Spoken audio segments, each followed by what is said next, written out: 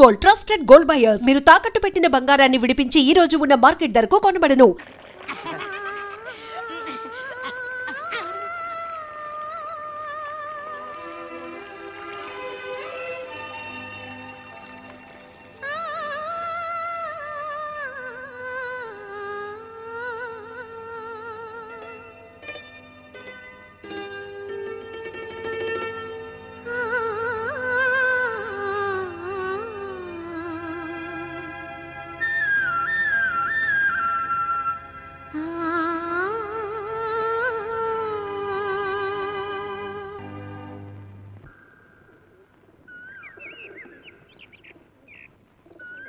ఆహా, 1000 కోయిలల మధుర గానం,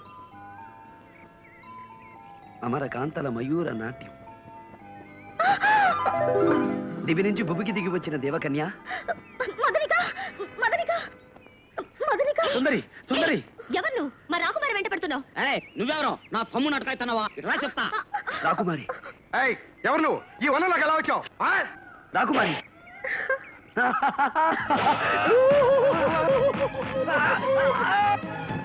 రాకుమారి బంధించండి. బంధించండి రాకుమారి. మీ సుకుమారమైన బాహుల్లో బంధించండి.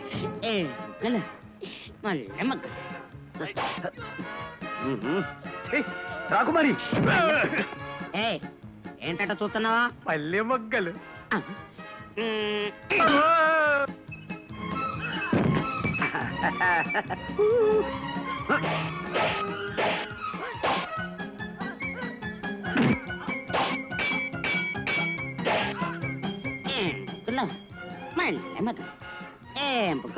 మల్లె మొగ్గలు. మళ్ళీ మళ్ళీ మళ్ళీ వచ్చావా? రాకుమారి.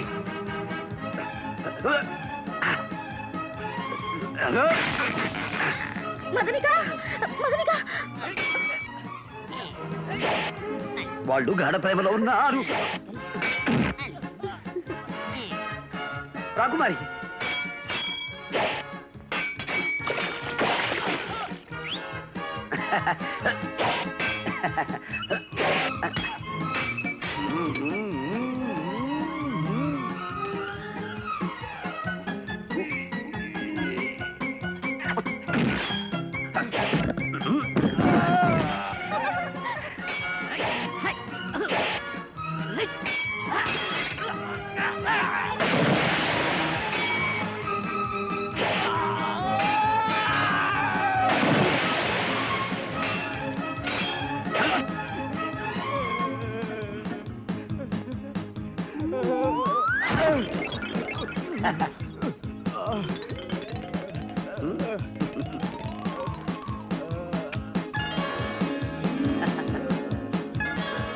నీళ్ళలో దోస్తావా?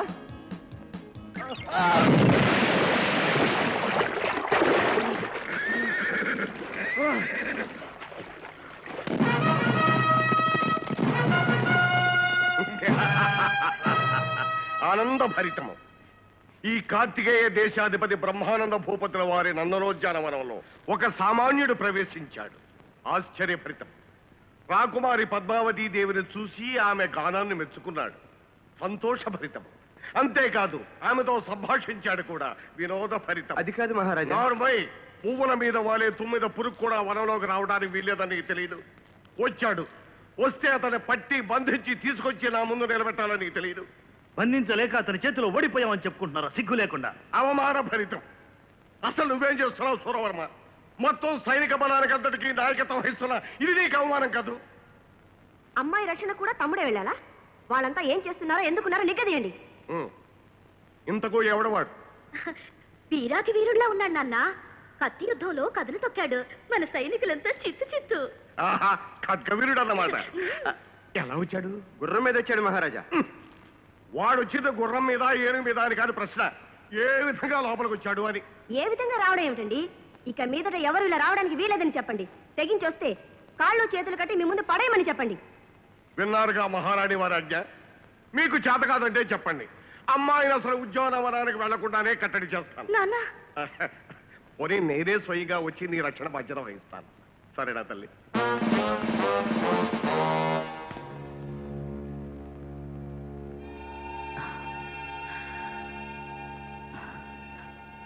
ఏమిటి ఏమిటి నాకు ఏమీ కనిపించడం లేదు, చూపు రాలేదు. మా ప్రయత్న లోపం లేకుండా అన్ని ఔషధాలు వాడాం, సర్వ చికిత్సలు చేశాం మహారాజా. కానీ అవును, మీరేం చేస్తారు? నేను చేసిన పాపమే నాకు ఈ శిక్ష విధించింది. మీరు పాపాలు చేశారా? ఆ విషయం మాకు ముందే ఎందుకు చెప్పలేదు? అనవసరంగా లక్షలు ఖర్చు పెట్టామే. ఏం సోదర దక్షిణ్? అవును సోదరుత్తర్.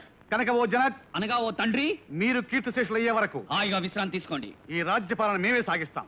దుర్మార్గులారా, మీ తల్లి పోయిన నాటి నుంచి అతి గారాభంగా పెంచి పెద్ద చేస్తే మీరేం పెరిగించలేదు, మేమే పెరిగాం కనుక మేమే పాలిస్తాం. మూర్ఖులు, మీరు రాజ్యపాలన చేయడమా? ఏ ఆవులు గేదెలు సైతం కొంతకాలమే పాలిస్తాయి, కానీ మీరు మాత్రం ఇంత వయసు వచ్చినా ఇంకా పాలిస్తూనే ఉన్నారు. మరి మేమెప్పుడు పాలిస్తాం? చూడండి జనక్. పాపం చూడలేరు కదా ఉత్తర్. ఓహో, అయితే వినండి జనక్. ఈ రోజు నుంచి మేమే సింహాసనం అధిరోహించి అనగా ఎక్కి. సోదర్, మనకున్నది ఒకటే సింహాసనం కదా, మ్. దాని మీద ఇద్దరం ఎలా పాలిస్తాం? ఆ సింహాసనాన్ని రెండుగా చీల్చండిరా, చీల్చండి. చీల్చి చెండాడుతాం, చెండాడి పాలిస్తాం, పాలించి లాలిస్తాం, లాలించి చూపిస్తాం. అయ్యో, అంతా నా కర్మ, నా కర్మ.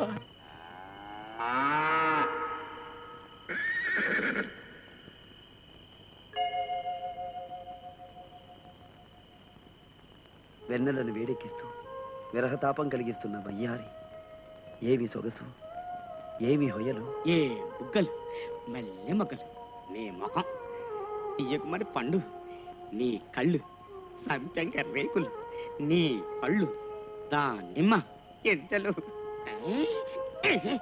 సచ్చుదోమ చక్కని కల పాడు చేసిందో. విజయా విజయా, ఇదట్ట పూకొని కళ్ళు మూసుకున్నావా? నిద్రతే ఏసయ్యా. నిద్ర కాదు, నా హృదయంలో బంధింపబడిన ముగ్ధమోహన రూపం బయటికి పోకుండా కళ్ళు మూసుకున్నాను. సద్దు చెయ్యకు. మోనుల్లాగా ముక్కు మూసుకొని కూసో, చేత కాకపోతే. ఈరున్నంటావా యుద్ధాలు చేస్తావా, సూర్యున్నంటావా సాగసాలు చేస్తావా? నీకు ధైర్యం ఉంటే ఆ రాకుమారి మనసును లాక్కొచ్చి నీ మనసులో కలిపేసుకో. మూతి మీద మేసం ఉంది, ముక్కు మీద రోసం ఉంది, వెళ్ళటానికి గుర్రాలున్నాయి, దూకడానికి గోడ. ఏమైనా సరే నా రాకుమారిని చూడాల్సిందే. ఇదట్టా నీకు రోసం చెట్టు సప్పడిపోవటమే. మీరు మాత్రం నా మదరిక చూసుకోవద్దు. ఇదే నేను వస్తానే ఉండు.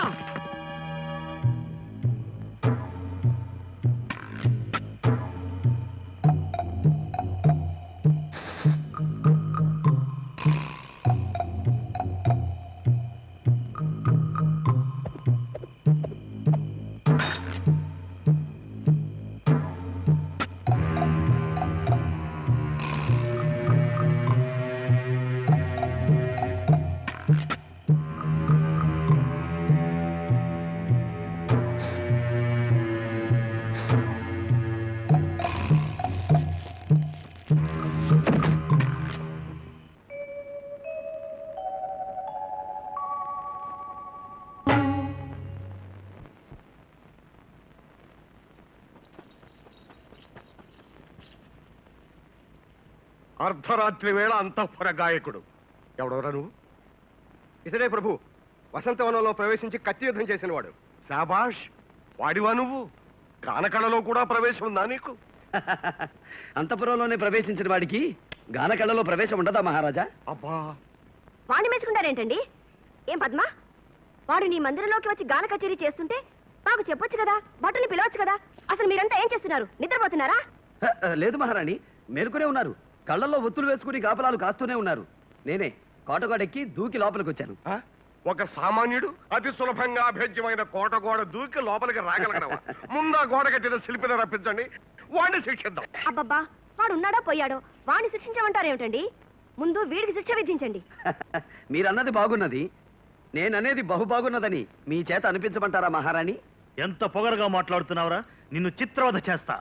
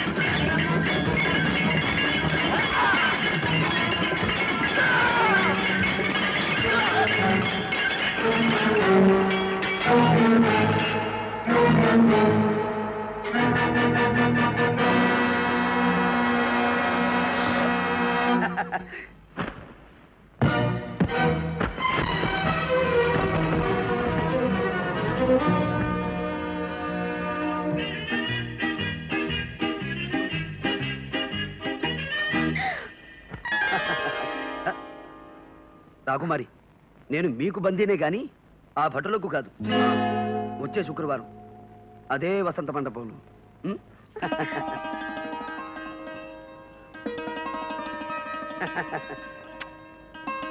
ఏ కుక్కల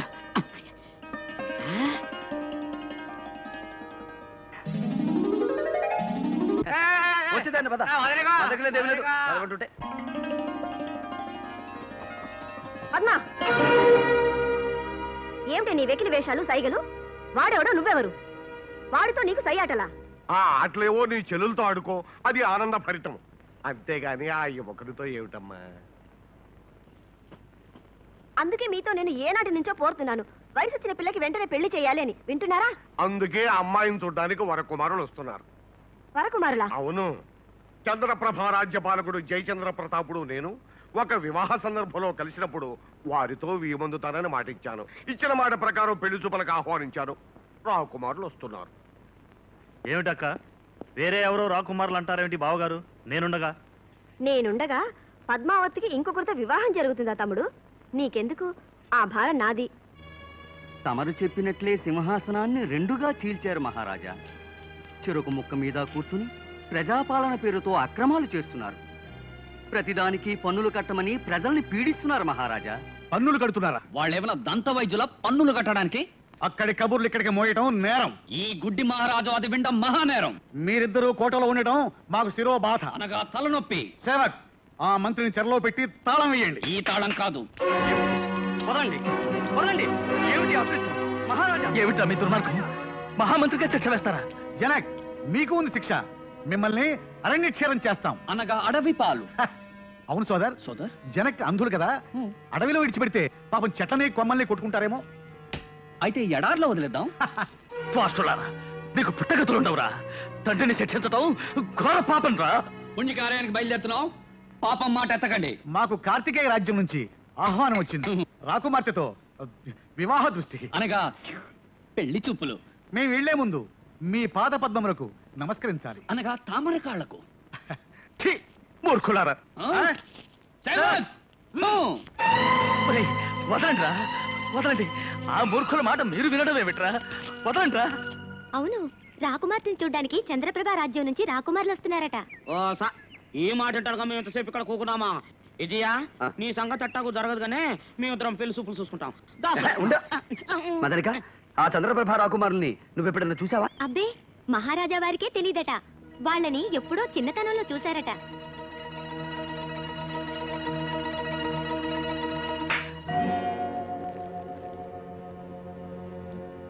మా పద్మ, ఏమిటమ్మా ఆలస్యం? వ్యవధి లేదు. అవతల చంద్రప్రభ యువరాజులు పెళ్లి చూపులకు వస్తున్నారు.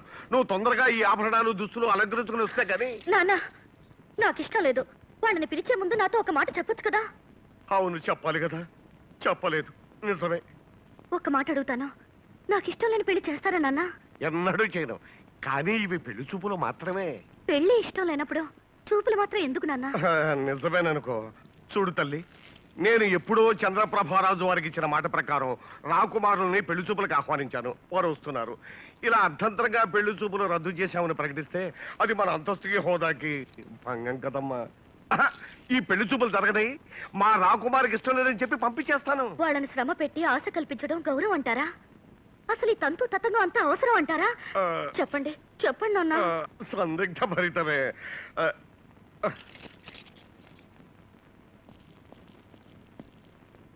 మహారాజా, చంద్రప్రభ యువరాజులు ఏం చేస్తున్నారు? ఏం చేశారా? ఇక్కడికే ఏం చేశారా? అక్కడే కూర్చోబెట్టు. వద్దు వద్దు, ప్రవేశపెట్టు.